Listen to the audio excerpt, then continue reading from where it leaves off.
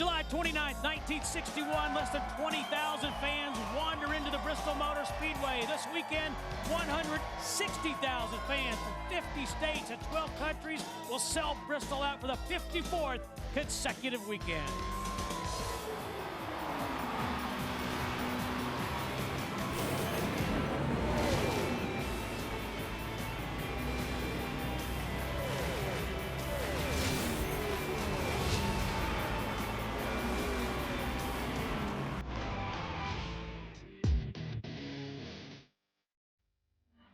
It's like riding 500 laps in a clothes dryer, and by the time you're done, somebody's lost a sock.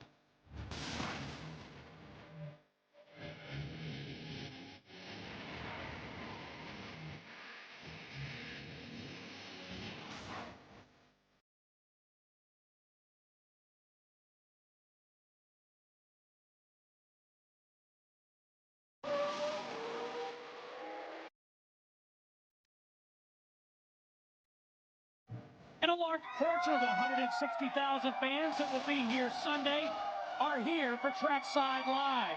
Outside the Bristol Motor Speedway, this race, this track, always a fan favorite. 160,000 seats circling a half-mile racetrack.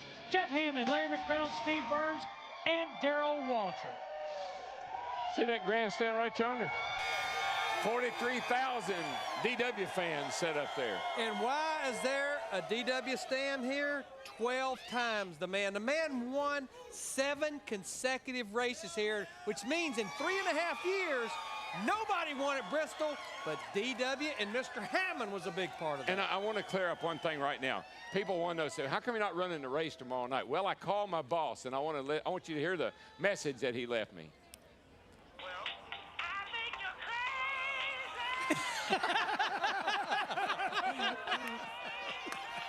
So that put me out of business. Yeah, I got my helmet. Me too. So you're still retired. Put us both out of business. Yeah, I think we were all out of business with that little phone call right there. Yeah, we had a plan, but we had a man that's bigger than the plan. Well, you know what? That's going to be a great race here come tomorrow night. But I want to talk about the race that's going to be happening here on Sunday, and I want to talk about this great crowd. Oh, look at all my peoples. And look at all the signs. Look at the signs, man. Everywhere signs. I mean, I thought we had some big crowds this year, but I believe the guys here, gals here, It's a record. Bristol, it's a new record. Yeah, do this and don't do that. That's Can you read right. the signs? I love this place. Time now for our Shell Garage here on Trackside Live. And guys, after the weekend off, let's take a look at the point standings after 4 races. Well, what's significant about this is owner standings, and when we leave Bristol, that will be race number 5 in the books. We go to the current 2009 owner points. When you look right there, of course, we're going to have him on our show tonight. Mark Martin back there, 35th in owner points. 3 teams that have been locked in for the first part of this season is the 8 team, the 82 team, and the 98 team. They got work to do here this weekend. And folks, so Larry and I have been talking about this, Jeff and Steve and all this. Just because you leave here and go to Martinsville next weekend, yeah, you're locked in. You won't have to qualify on time.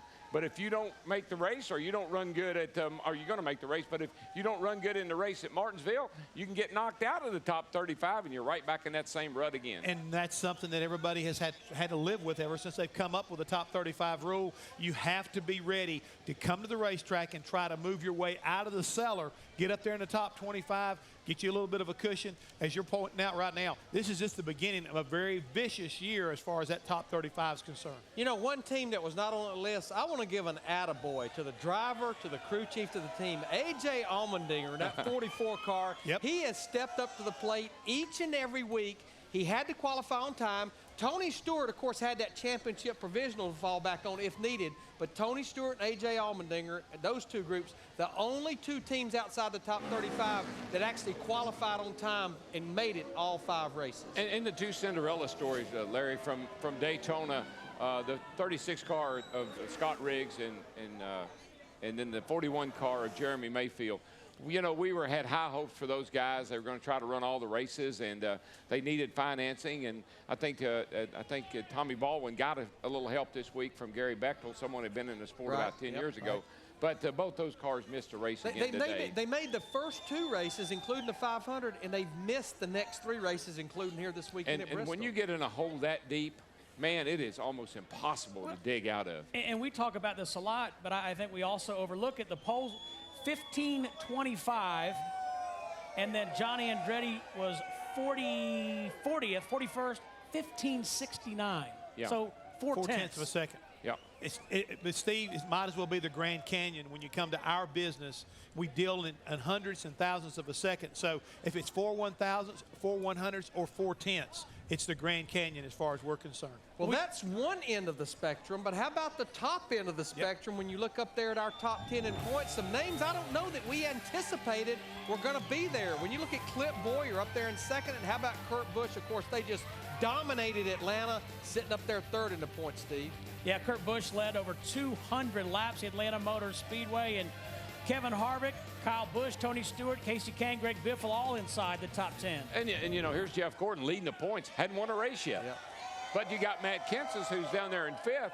He didn't win a race last year either, but he's got 2 wins sitting in the top 5. And didn't you say that you did some research? Yep. And when you come out of here, as it kind of progresses along, being in that top 12 at what cutoff point usually means you're going to be in the top 12 or at least in the top 10 after the 26th race? 70% or eight guys that are in the top 12 right now will stay in the top 12 all the way through the chase. So that gives you 4 spots down there for some of those guys like Jimmy Johnson and even Mark Martin, who's way down the list. If they're going to make the chase, they're going to have to get up on the wheel. That's been the history, I think, of all 5 All 5 years. races. Yeah. That's right. Yeah. Musical chairs 5 years. starting early.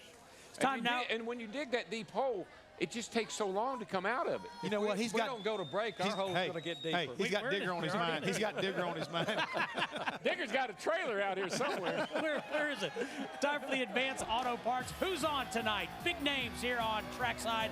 Mark Martin, who wins another pole position here at Bristol Motor Speedway. Carl Edwards. Who's on first? That's what I'm talking about. Trackside is presented by New Shell Nitrogen-Enriched Gasolines. Brought to you in part by Go RVing. Visit GoRVing.com for a free video. What will you discover? Go RVing. And by Lazy Boy Furniture Galleries. Comfort, it's what we do.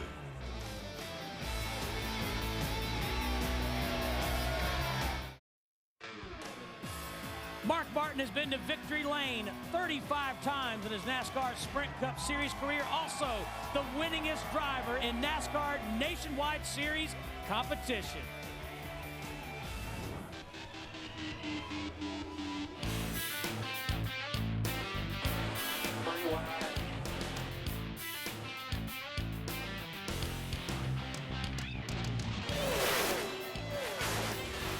And welcome Mark Martin, Trackside Live.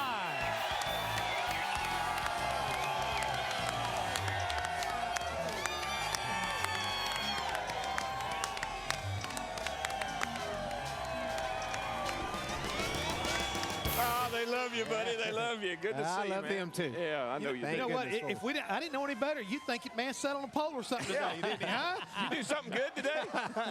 It sure felt good. Hey, since you're going to sit up here with us, you obviously don't need any luck for qualifying, but we went digging around. We want to give you a few tokens of things that'll hopefully bring you, I think, some good Some luck. better luck in the race. trim. In the race. There you go. Pass that on down to him. 4-leaf, Four-leaf clover. shamrock. Oh, I don't know about all this, y'all. Yeah. The last 4-leaf clover I got wrecked before the green flag came out. So. All right, Darrell, I think we can add to it a little bit. I right? can. I got one I wanted to give you, Mark. That fell out in 1992, so I haven't had any use for it since. So that's kind of an old It's rusty. It's an old rusty one, yeah. But it worked good up until then. But Well, anyway, I'll give it a try. And then we want to add to it. Do you know how hard it is to find a rabbit's foot in Charlotte, North Carolina? I've had my secretary, my family hunting for a week, but we finally found a rabbit's foot. So just kind of a few things to hang on to kind of help you through some tough race times right now. Well, I Just so appreciate you that. know. I hope it works. that rabbit's his name is Tripod, by the way. I guarantee you, if he has a good run here at Bristol, you will see him at Martinsville with that horseshoe and those shamrocks and that rabbit's foot in his pocket. No, he'd be dragging along behind him on the ground. Believe that. Yes, sir. Hammond, you got anything? I didn't gave my stuff right there. We're good. That was his shamrock. Oh, it's he had Shamrock. over there. I got you. But you sure don't need any better luck on qualifying day. Man, you go over 250-something races without a pole. Now you got 2 in a row. What's that all about? Fast race cars. I'll say. That's Alan and that team. He has great people behind him. And, you know, it was just really a joy today. Watch that thing go around here. Oh, yeah, it was stuck. Where were you making the best time? Where were you getting the most speed out of the car? I think middle off. I think I was getting on the gas sooner, harder. You roll the center like nobody I ever seen. How you do that? Well, I raced all those Busch cars and low horsepower cars for so many years, and the whole key to that was rolling the center of the corner, and I got used to doing that, and that just seems to be my specialty. So, you know, I never really worked that hard on the exit of the corner. I work hard at the center of the corner, and that doesn't work as good on these race cars as it did, you know, on other race cars. This COT spins the tires, so we're really having to focus on the exit more.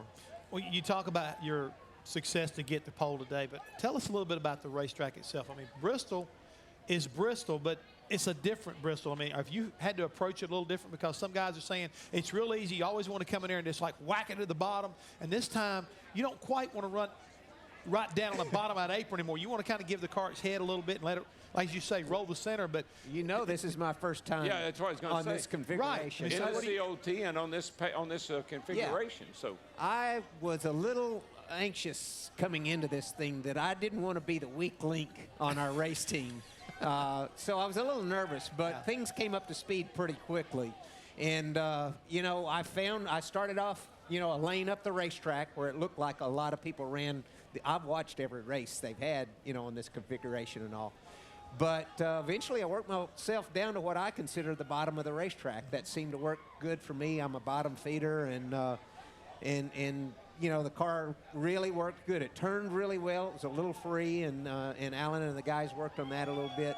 But let me say one thing, Larry. You know, we hadn't had any luck on race day, but we have been hauling. Every practice, every qualifying, everywhere you've been. And if we would have finished 20th in all 4 races, we'd probably be about 12th in the points right now.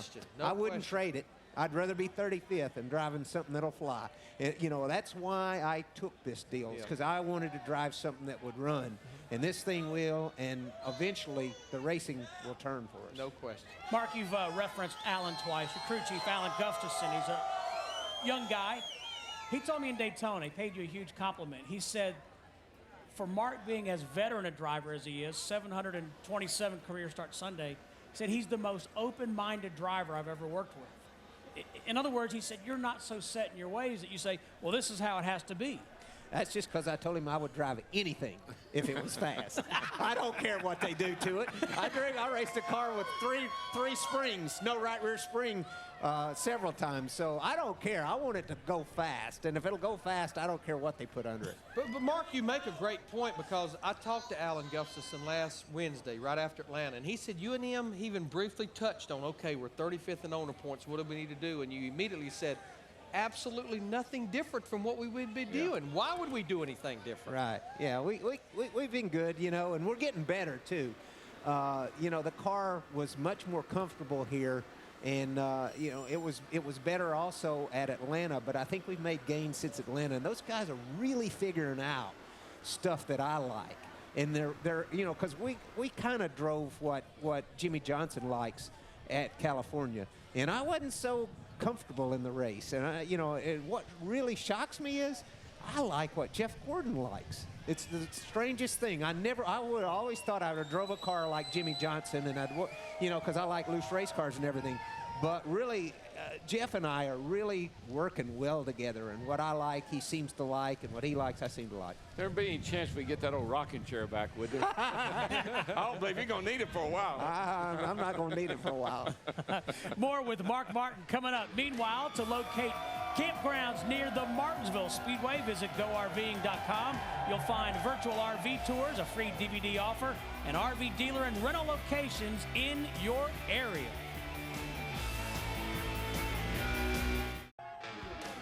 Trackside Live back at the Bristol Motor Speedway. The stand's empty now, but on Sunday, 160,000 fans will ring this speedway, many of them cheering for Mark Martin. Yeah, they're all out here right now, Steve. Bunch of them. A couple of things, Mark. First of all, Who would have thought 30 years ago that we'd still be sitting here at Bristol Motor Speedway? We're lucky, aren't we? We're really lucky. And why do you keep doing this? I mean, you don't have to do this. You know there's Tell me one more time. You know there's Make me a believer, Mark. There's nothing like it. There's nothing else like it, you know. And getting up on that wheel. Driving something like I drove today and last week and the week before. There's nothing in the world like it, and I've thought a lot about it, and I don't know how I'll replace it, but I don't have to worry about that right now. You know, you told us about I'm going to ask one more question. Is that okay, Go guys? right ahead. Go ahead. You're doing good. You told us about Joey Logano and to keep an eye out for him, and this is what, 3 or 4 or 5 years ago, when the kid was 14 years old. Looked like you were pretty right on with that. You got anybody else on? I know you're working with Ben Kennedy. Yeah. Is he Joey Logano material, or is there somebody out there that's got that kind of talent? Ben Kennedy has a lot of talent. It's amazing. He's only raced, you know, just for a few years, you know, where Joey started when he was 5. But he does have a lot of talent. But I haven't seen, I'm not saying they're not out there. I just haven't had the privilege of seeing anything that caught my eye quite as strong as Joey Logano did when he was 11 years old. Mark, we were talking in Daytona back in January and for the preseason fan segment, and you said, you know, Steve, I'm not a big football fan, but I understand completely why Brett Favre didn't want to walk away. Yeah, I do. I really do. And I have watched that, you know, sort of as a fan from that standpoint. I don't know anything about football, and I don't care a whole lot about football. But I really cared. Frankly, my dear. But I really did care about what he was doing because I felt, I know, you know, I've experienced that. And just like Darrell and I were saying in the break, you know, I thought it was time for me to walk on. And when I got a little distance between me and this, I realized that this is an incredible privilege that I won't ever be able to recreate, you know, and I wanted to be a part of it as long as I can do it at the level that I'm doing it. If I can't, then I'll walk away. But when I can drive stuff that'll sit on the pole and run up front, I want to be doing it. Harry Gann is getting nervous now. Hey, a little bit later on, we'll have Carl Edwards here. And up first, more with Mark Martin when Trackside Live continues from the Bristol Motor Speedway.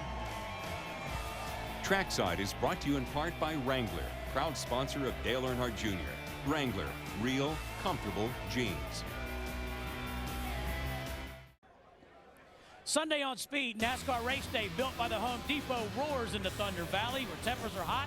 Beating and banging is a way of life. NASCAR race day built by the Home Depot. Live coverage begins Sunday, 11:30 Eastern. NASCAR on Speed. Be there.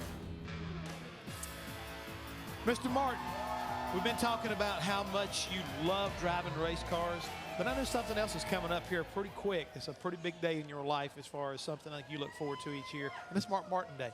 Oh, yeah. Yeah, that's something I'm really excited about. We're going to have an awesome... You want the notes? It's right here. It is going to be... It's all the time. Yeah, listen, it's going to be awesome. I have my old buddy Tony Stewart for the 3rd year in a row to come and help us out, and Dale Earnhardt Jr. and Mr. Rick Hendrick. Really? We are going to bring a crowd to town. It's going to be an awesome lot of fun. We have such... Because I get to take extra time. It's not one of those appearances where you go in for 2 hours and then you get out, you know. I get to spend time with the fans, and we're going to give them a real treat. It's real exciting. Kind of like a Richard Petty type deal. Give us details, Mark. You got the details? No. You got it. It is Thursday, the... Here you go, buddy. What is it? Oh, April 9th and 10th. And then here's the times. And well, I'm not going to give out the times. They need to be there the whole time, well, all day on the 9th. Tony Stewart's going to be there. Yeah, and then on the 10th, Rick's going to be there. That's right. And then Dale Jr. is going to be there on the 10th as well. Am I right in saying that's the Thursday and Friday leading into Easter? Yes. Okay. We have been doing it in the past. We did it on Friday and Saturday. Okay. But because I'm back full time, I'm going to try to work in the weekend off. So we're going to do it on Thursday. And it actually works better for everybody because that is Easter weekend, and we're going to have a blast.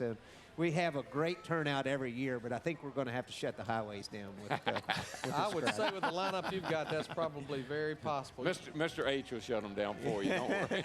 You know, Mark, when I look at our group of 4 up here, you know, there's not a one of us that can't probably list 10 really embarrassing things that's happened to us on the racetrack, in the broadcast booth. I'm sure Steve will relate to that.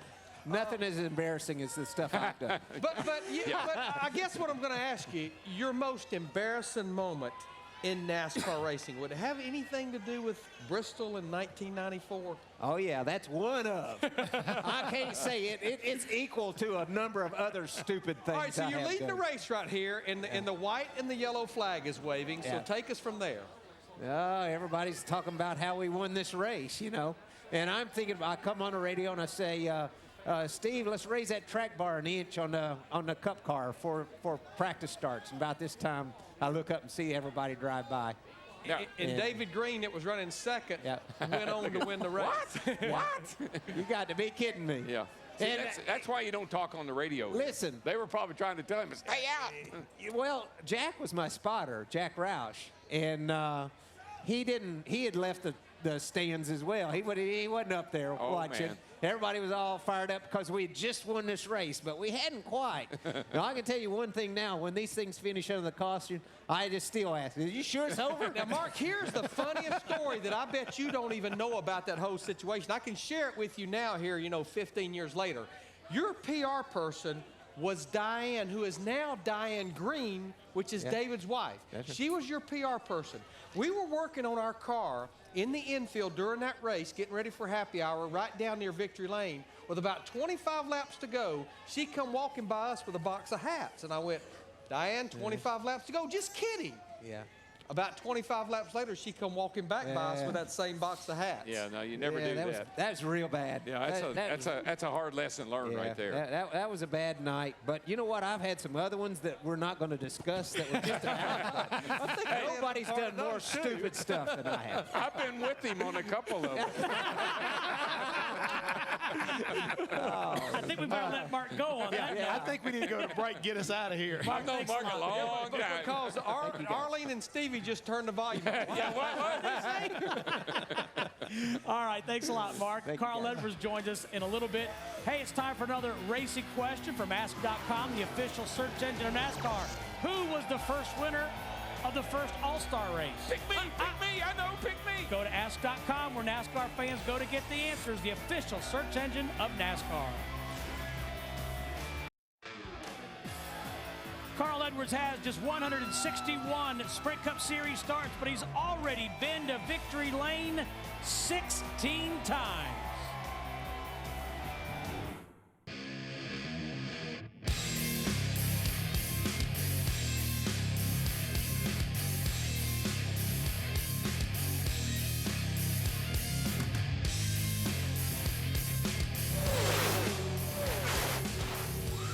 Welcome the driver of the Aflac Ford Fusion for Roush Fenway Racing, Carl Edwards. What's going on, guys? What's up, homie? What's going on, bro? Good to be here. You doing all right? Yeah, I'm doing well. Second half of my day went better than our qualifying. Our nationwide car is real good. I think we're starting about 400th in the Cup race. So. Now, wait a minute. We're the ones that ask the questions. You just sit down and smile. He and did. I just wanted to get that off my chest. He debriefed. I wanted to get that. Probably going to go down that road, didn't you? Yeah, I didn't want to give you a chance to. He didn't want to say what happened. Yeah, man, that was. Yeah, what happened? We know the result. It was nothing like Mark's lap. In fact, it was the exact opposite. I just talked to Mark about his. He says, man, it just felt so good. And mine didn't. No, you just look really slow, Carl. You know, yeah. Hey, and I listened to the broadcast. They're like, okay, we'll try to make an excuse, but it's just slow. It's just slow. That's all right. It's right on the bottom. You're white on the white line. And I told Larry, I poked him. I said, that looks good, except he's not going very fast. But you know what's amazing, Carl? You talk about Mark's lap at a 15:25. You ran a 15:68. I mean, a tight qualifying field here. Right. And that's the thing. I mean, you pick up a couple tenths and you gain a bunch of spots. Mid-pack or better. You lose a couple and you don't. But it's just, it's one of those laps when I got done, I was just praying. I was like, boy, I hope it's faster than it felt. And it wasn't. And, we move on. It's still going to be a great race. I mean, you can pass here. That's the thing. Yeah, but you got one element there that you can't get around. Oh, I know what you're going to say. Pit selection. Yeah. I mean, we harp on it all the time that, how many races have been won or lost because of the pits. And then we come to Bristol, and you got a double pit road. Right, and then, the last race we were here, we were on the pole, and it made pit stops great. It was so easy. Last week, I learned a lot about pit stalls and pit stall selection. Didn't work out too good, did it? Oh, that was bad. But Bob Osborne says he's going to do a lot better, I guess, tomorrow when we pick pits. Or he might have already picked it today, I guess. But, you know, it's easier to pass at Atlanta than it is these short tracks. So hopefully we get a good pit stall and we have good stops all day. Yeah, this is me coming on and trying not to run over Jeff Gordon's guys.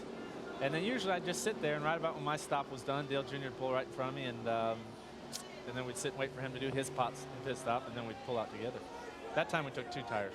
Now, I got to ask you a question. I'm a little bit concerned. You got married over the offseason, right? Yes. So what are you doing in New York racing cars with Howard Stern's wife? Boy, I didn't know you saw that. That wasn't on the list of things we were going to talk about. Did you bring him a list? Did you give him a list of questions? Yeah. You guys know how green Scott's turf builder will make your lawn? That's next segment. Hey, move on. Next question. No, but I want to know, cool. what were you doing? Why were you racing her? We were up there for Clariton, and she works for Extra, and they wanted to do a little segment because I was up there, and I guess she was right down the street, and I guess Howard was busy, and she was lonely and just wanted to hang out. And we raced little RC cars, and we had a good time. And what is extra? She had. What is extra? Extra is a TV show. I didn't know where that was. I wasn't sure. Hey, Lonely you better hangout straighten him out. You better straighten him out. I see a bead of sweat there. And I would assume Dr. Kate was okay with it all. Yeah, Kate was cool. Oh, good. Kate was fine. That's Good. the main Daryl's thing. Doesn't not. matter if Daryl was or not. Mostly because I was Kate all right didn't till I know. heard about the extra. She does now. She does now. Kate's on a plane right now coming here, so this is live, right? She had to see. Do you TiVo Trackside? No. In fact, I'm having trouble with my TV in the motorhome, actually. Good for you. Hey, That's great. I'll come by and see you. Now I'm nervous. Kate's okay with it, but Daryl's not. There's something wrong with that picture. Okay, so when do we start the show here? You didn't know, but we're on right now. We're going to go to break. Tell Steve to go to break. It's not live right. yet. All right, to count backwards from 10. So we'll head to a break. More with Carl Edwards coming up. Meanwhile, what is Rutledge doing? Things that man does.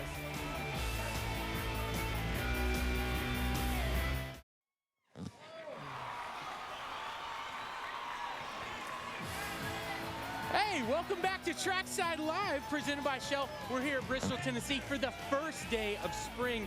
I gotta tell you, I've been working out here all day long. You can tell I planted, these are a Vasilius furnace. Here, I'm gonna take one of these, maybe the Carl later. Oh, that smells like the first day of spring to me.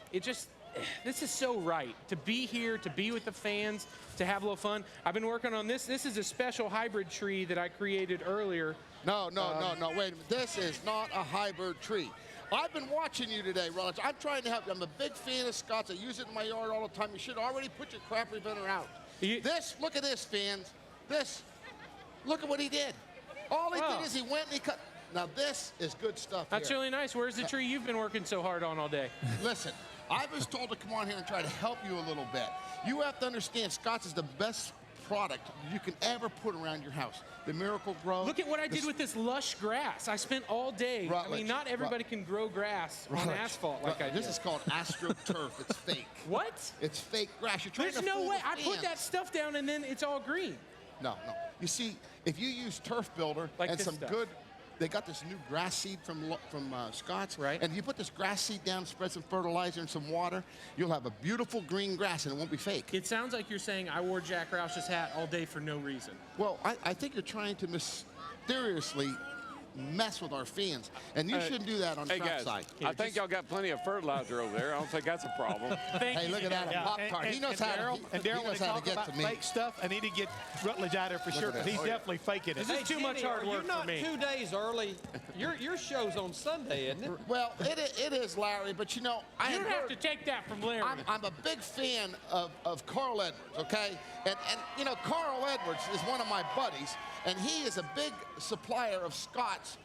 You see here at the racetrack, you always see this green grass, and I'm sure Darrell Waltrip, you use Scott's, and all these guys use Scott's stuff at their house. I've driven by Jimmy's house, and he uses the Scott's seed and the Water Smart stuff well. He's got the best looking lawn on the block. For Actually, Rooster and Bubba at my house, they take care of all that.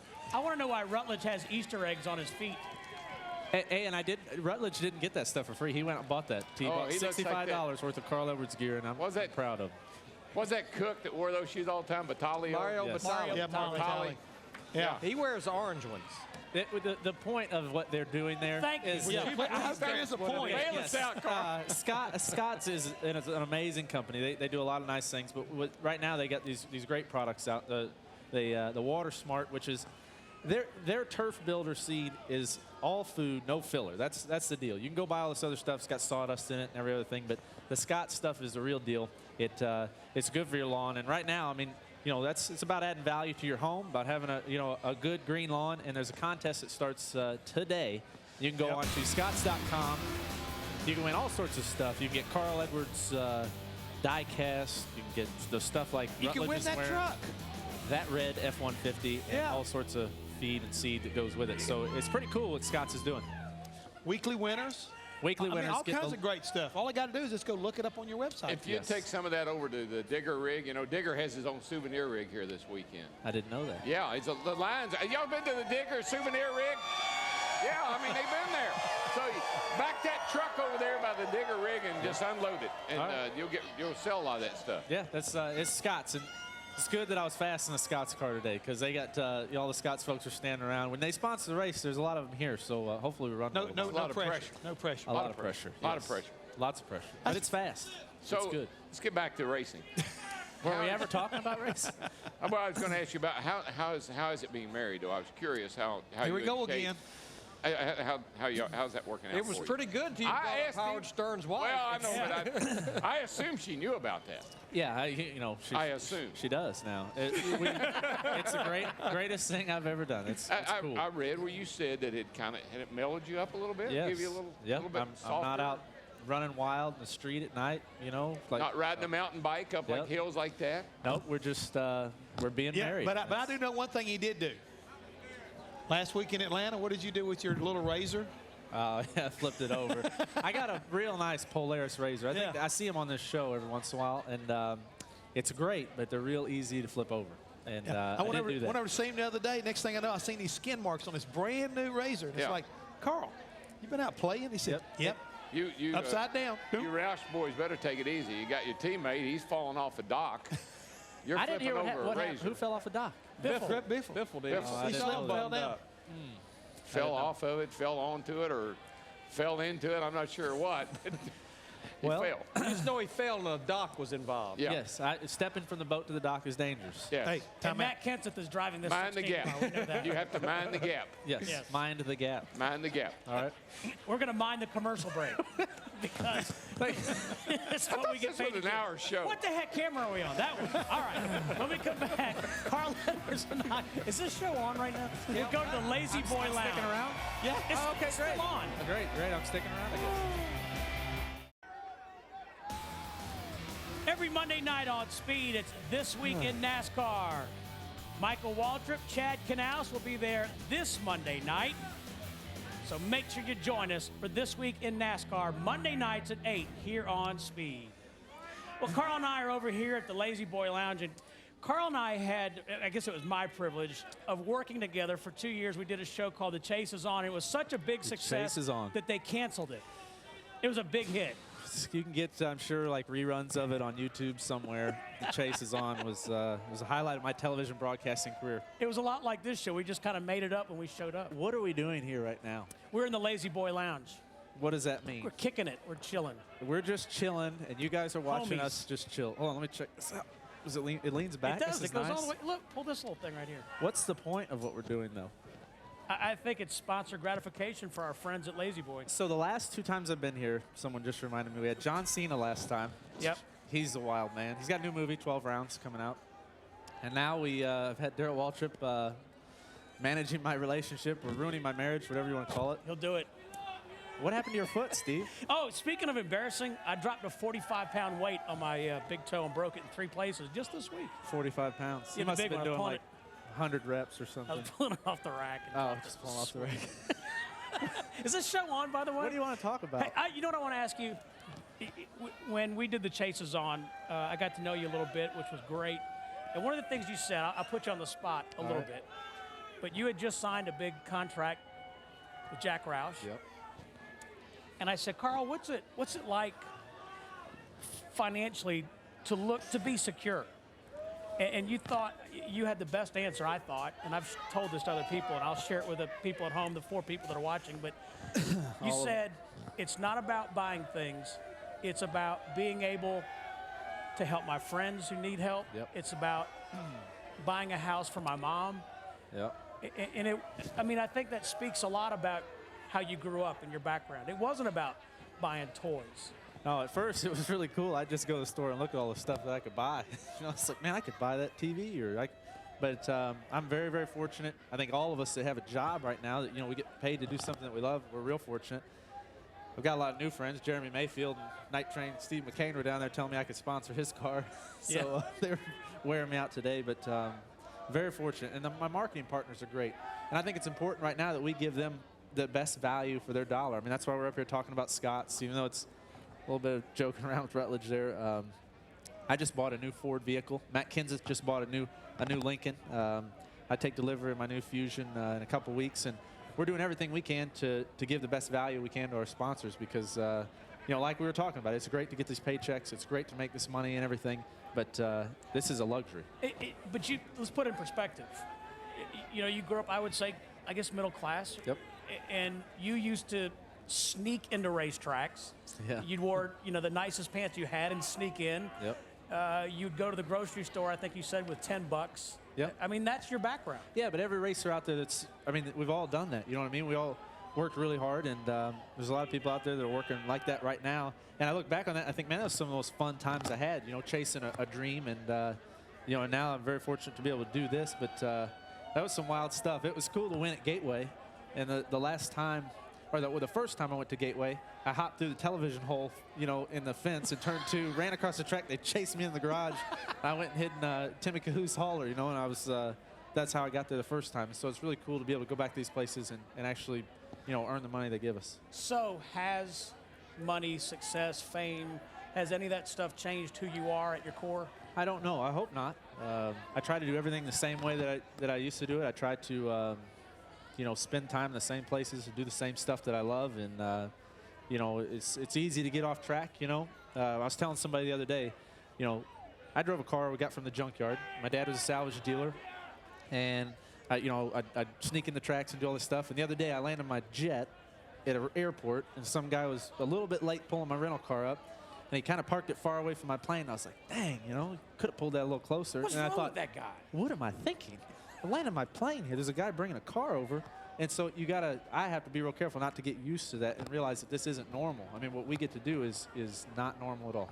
One thing that hasn't changed from the chases on, you have the same boots. Yep, these boots were given to me on I think it was a People magazine shoot or something, and they left them and said you could have them. My mom got them resold for me last Christmas. Got a new zipper on them. Do I need to do it again, you say? No, Daryl, he showed up for the chases on one They had time. holes in them. I still got a quarter, 3/8 there. He showed up for the chases on one day and didn't have pants. They had to go to Walmart and buy pants. I had jeans. I didn't have pants. No, he had shorts on. Oh. Okay, so that was the Lazy Boy Lounge. Lazy segment right there. Do you have Homie with you? Is he in your pocket? I do not have Homie with me. All right. Thanks. This has been fun. This has been great. Daryl just sat over and laughed at us the whole time. Trackside is brought to you in part by Wrangler, proud sponsor of Dale Earnhardt Jr. Wrangler, real, comfortable jeans. Trackside is presented by new Shell nitrogen-enriched gasolines. Brought to you in part by Camping World. At Camping World, our lower prices and friendly service will make you a happy camper. And by Ask.com. Get the answers to and all your racing questions at Ask.com, the official search engine of NASCAR. We're going short tracking again next week in Martinsville, Virginia. Join us for Trackside Live at Martinsville next Friday night. Hey, and Carl. Yes, sir. I'm a relationship guy, So, here we go. No, this is serious. This is really serious. Most people ask these kind of questions like in private. You wait. He don't say a word to me till the camera turns on. He's like, all right. No, I got to ask you about about this. No, it's not. This is about your crew chief. Okay. I want to know about Bob. Bob has always been kind of real low key. Yes. And you seem to have really brought brought him out. I mean, he has really blossomed as he has worked with you, because normally he was real just kind of boring. But you have really, really. We used to say it was like a dial tone. Yeah, but he didn't like that, so I quit No. doing that. Yeah. But so tell me about Bob. All right, so Bob Osborne, the first thing about Bob is he's really smart. Yeah. Second thing is I don't think, we started talking when I first came on board, and I said, man, where'd you grow up racing, or where'd you grow up doing? He's like, not much, I didn't really know much about racing, didn't know a thing about it. So he's come to the sport from the engineering side, so he sees it a lot differently. So we get into these arguments where I got just some idea about something, like, man, I feel like it needs this or whatever.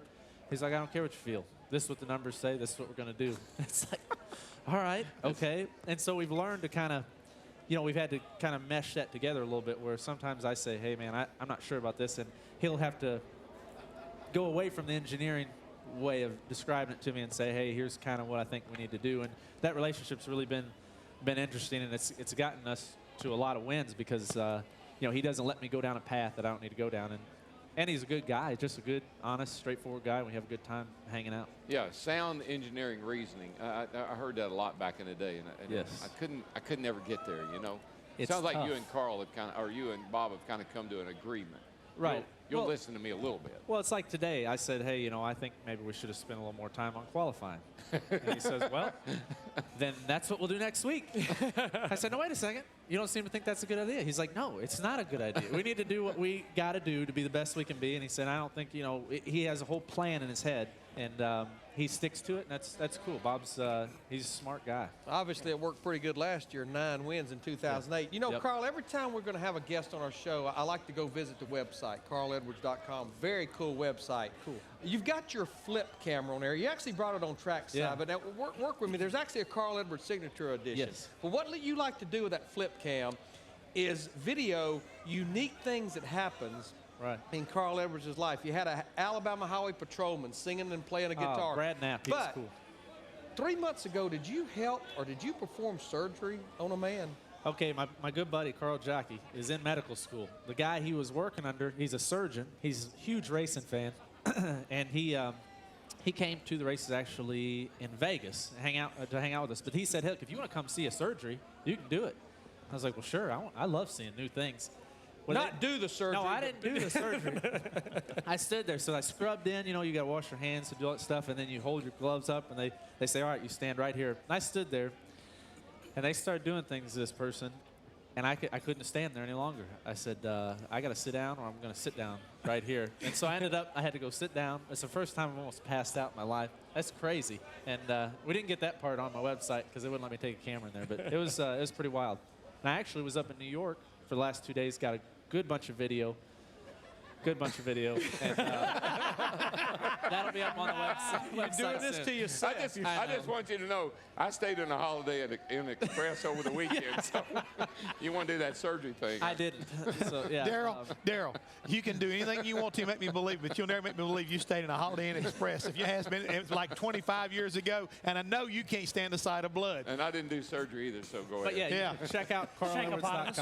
carledwards.com, and there's some videos on there. Carl, the only thing I got to say to you is you're a tougher man than a lot of people, and I always want to kind of like semi-apologize if we made things a little bit tough on you, that because means you and a lot. I've been down this road many, many times. All right. We want you to come back. If you don't mind, he won't be here all year. After Dover, we send him out to pasture. Luckily, I've got a really bad memory. I just remembered all the bad stuff that's happened on this show. And the word is you're still trying to move in on me on my weather channel gig. And that pasture we're sending him out to, we're going to make sure we fertilize it with Scots. All right. Okay. Good job. Thank you.